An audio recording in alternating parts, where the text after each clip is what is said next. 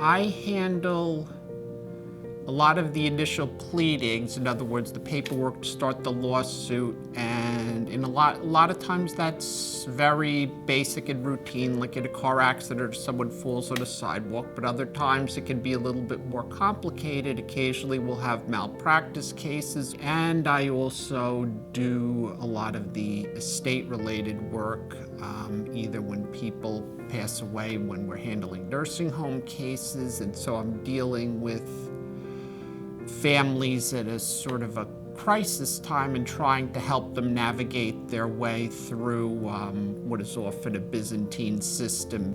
I don't want to say you have to put yourself in their shoes because that's impossible, but you have to realize, well, this may be the 100th time you've dealt with this similar issue. For most people, this is their one and only and usually their first time doing this, and so you drop the whole lawyer speak and just talk to them in plain English, and actually explain to them in concrete terms what they can expect. And I also think you should tell them that beforehand so they understand what they're going to expect, rather than towards the end of the case and then the person's feeling like you should have told me this in the beginning.